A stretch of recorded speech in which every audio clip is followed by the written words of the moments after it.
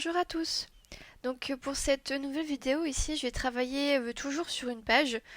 J'en fais énormément en ce moment, je fais plus forcément de mini-albums, mais du moins ici au niveau des pages que je réalise, je vais me baser toujours sur une forme géométrique. Si vous avez regardé la dernière vidéo, j'avais travaillé avec des heptagones, etc. Là, j'ai travaillé sur une base, enfin sur une page à peu près circulaire. Alors, vous allez voir qu'en fait, le cercle, c'est, on va dire, le point de départ. Je vais me servir de l'ossature du cercle pour pouvoir faire le décor en fait de ma page. Et je voulais travailler en fait mon fond avec les aquarelles Prima que j'ai. Essayer de les travailler en essayant d'appliquer les techniques que j'ai apprises il y a pas si longtemps que ça. Et donc pour ce faire, j'ai voulu réaliser un feuillage. Donc là, vous voyez que je suis en train de le réaliser au fur et à mesure.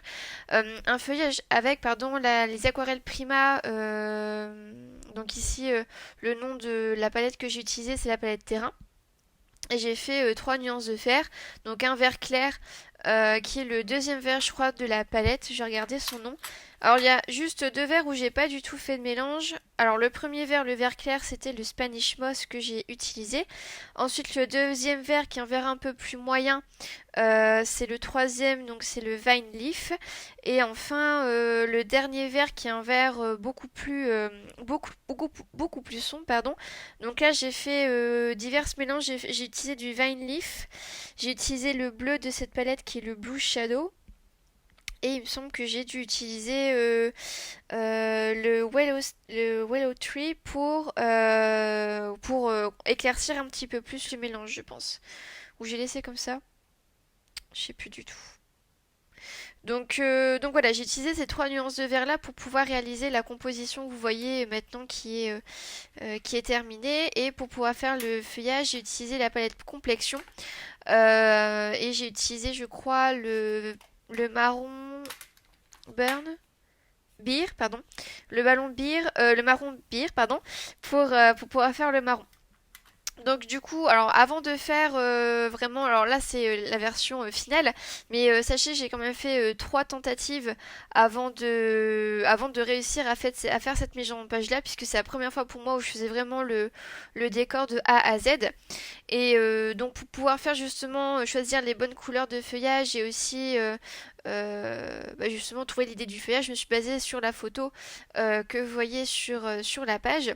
Et une fois que tout ça s'est réalisé, j'ai pu faire mes embellissements au fur et à mesure. Donc comme ma mise en page, on va dire le fond était pas chargé, mais du moins c'était ça qui m'a pris le plus de temps. Je me suis dit qu'au niveau des embellissements, j'allais décharger un petit peu et faire le plus simple possible. Donc du coup j'ai regardé dans mon petit stock de mots, de découpes que j'avais déjà fait dans des projets précédents pour pouvoir continuer à embellir. Donc j'ai beaucoup pardon, utilisé des papiers pailletés avec des petites étiquettes. Là vous voyez que je suis en train d'utiliser une attache parisienne noire pour me mettre un peu plus de matière, on va dire, pour attacher ici les deux fanions. Ensuite, imagine le bonheur, ça c'est une étiquette de la collection Yellow de Florilège Design que j'ai utilisée. Pareil, j'avais utilisé dans un projet précédent, donc du coup, comme celle-là, j'avais pas utilisé cette étiquette-là, du coup, je me suis dit d'utiliser à ce moment-là. Et dans mon lot de chutes de découpe ou d'embellissement, j'avais ce petit panneau d'indication. Alors ce panneau d'indication là avec la planche de tampon que vous voyez que j'utilise, elle vient d'une planche de tampon de Shoe Flowers, mais je sais plus du tout le nom de cette collection là, enfin du moins de cette planche là. Et je trouvais que ça allait vachement bien avec la photo, donc du coup je l'ai colorisé avec un gris chaud. Donc j'ai utilisé la palette complexion avec le noir et un tout petit peu de rose à l'intérieur.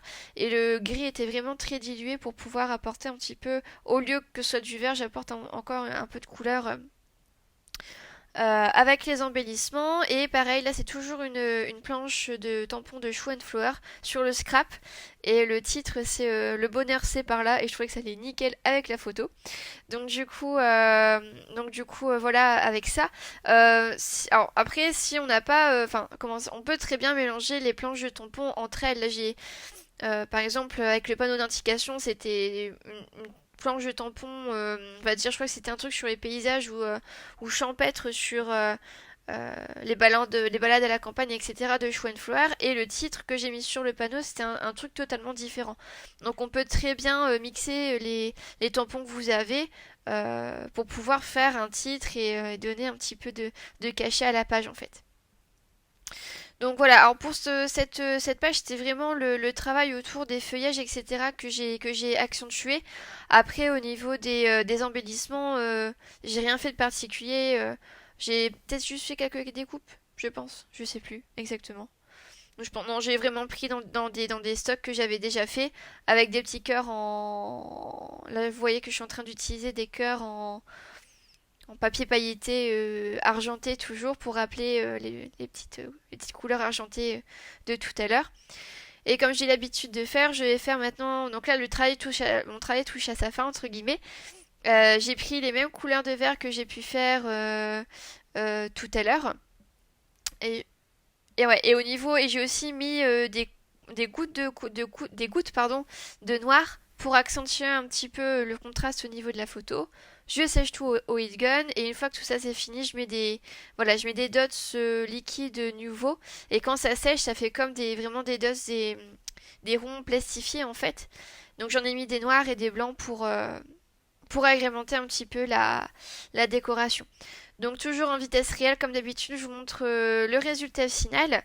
Donc, alors, initialement, au début, je voulais vraiment faire quelque chose de très circulaire, mais en fait, au fur et à mesure de l'inspiration, en fait, le cercle, je m'en suis plus basée pour faire la forme arrondie de mes feuillages, mais après, le contour, le reste du cercle, je l'ai gommé par la fin, à la suite. Donc voilà, je vous laisse avec les photos de fin. J'espère que cette petite vidéo vous aura plu et pareil que ça vous aura permis de vous Enfin, ça vous aura permis d'avoir une petite étincelle d'inspiration. Je vous laisse avec les photos de la fin et puis je vous souhaite une très belle après-midi. Allez, au revoir.